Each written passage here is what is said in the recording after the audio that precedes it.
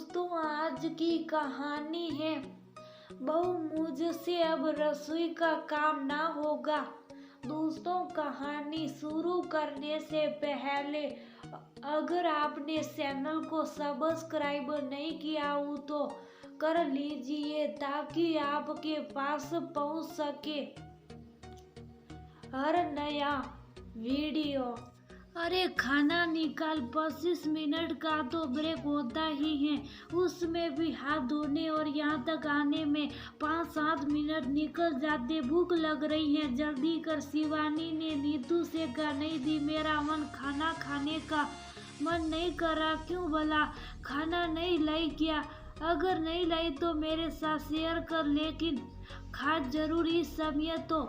तुझे थोड़ी थोड़ी देर में खाना खाना सही है। खाना तो मैं लाई हूँ दी, लेकिन पता नहीं अजीब सा मन हो रहा है। मुंह का टेस्ट भी बिल्कुल गायब। हर चीज खाते कड़वी लगती है जैसे बुखार में, और खाना बनाते हुए तो उबकाई आती है। नीतू अपनी दिक्कत बताते हुए बोली, होता है डियर, होता है। प्रेगनेंसी के शुरुआत में ऐसा ही होता है, लेकिन खाना तो पड़ेगा ही ना। हाँ, ज़्यादा नहीं, थोड़ा थोड़ा खा, अपने लिए भी और आने वाले बेबी के लिए भी। कैसे खाऊं दीदी, अंदर ही नहीं जाता। जाएगा, हिम्मत रख। अच्छा सुन, इस समय तेरा क्या खाने का मन करता है तू मुझे बता दिया कर, मैं बना लाया करूँगी। अरे नहीं दीदी, आप क्यों परेशान होगी? इसमें परेशानी की क्या बातों, या वैसे भी अकेली रहती है। परिवार होता तो बनाना तेरी मजबूरी थी, लेकिन यहाँ तो ऐसी दिक्कत नहीं। 1-1.5 महीने की बात है, उसके बाद सब नॉर्मल हो जाएगा। लेकिन दी, नीतू झिझकते हुए बोली, अपनी बड़ी बहन मानती है ना, तो बस शुभ कर। और सुन, मुझे एक दिन पहले बता दिया कर, क्या बना कर लाऊं तेरे लिए सब्जी। ऐसी हालत में कोई बना कर दे तो निवाले ज्यादा ही खाए जाते हैं। मैं भी गुजरी हुई इस दौर से, सब अनुभव है मुझे। शिवानी मुस्कुराते हुए बोली, अच्छा दीदी, आप तो संयुक्त परिवार में रही हो क्या? आपकी प्रेगनेंसी के समय आपकी सास भी आपकी पसंद का खाना बनाकर खिलाती थी?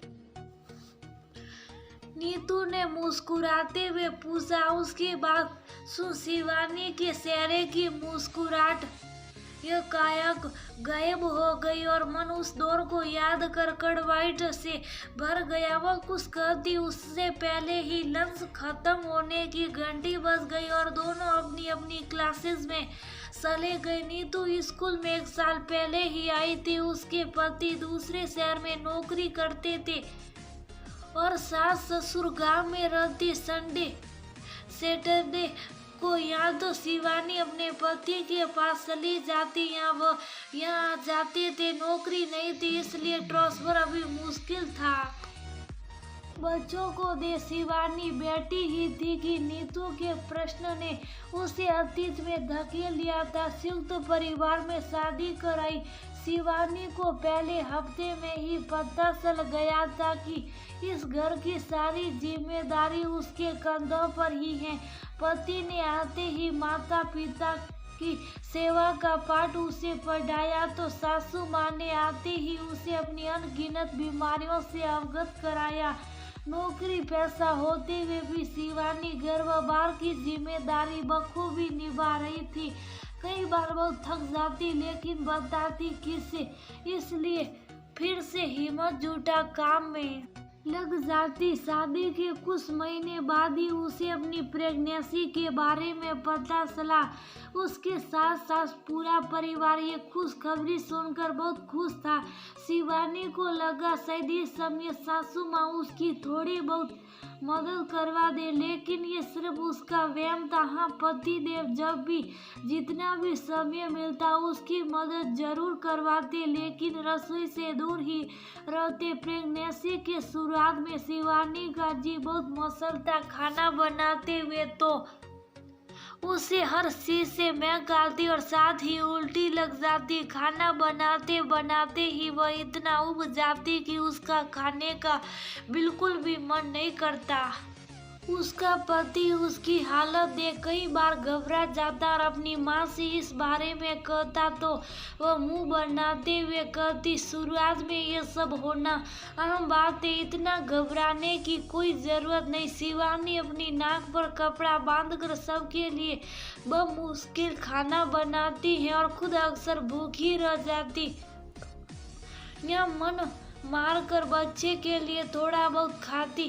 खैर सोते 5वें महीने में जाकर उसकी हालत कुछ संभली। डॉक्टर के कहे अनुसार थोड़ा थोड़ा ना सहते हुए भी वह खाने लगी थी।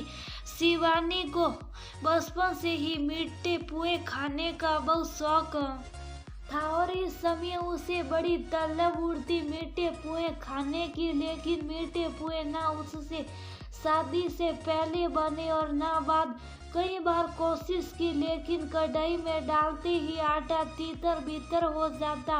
वैसे तो उसकी सास ने इन कुछ महीनों में उसे कभी खाने के बारे में कुछ नहीं पूछा, लेकिन शिवानी का बहुत ही मन करता, इसलिए उसने थोड़ी हिम्मत कर अपनी सास को मीठे पुए बनाने के लिए कहा तो उसकी सास अजीब सी नजरों से उसे घूरते हुए बोली, अरे इसमें कौन सी बड़ी बात है, आटे में गुड़ या चीनी ही तो घोलनी है, कितना समय लगता है और कौन सा सबको खाना है।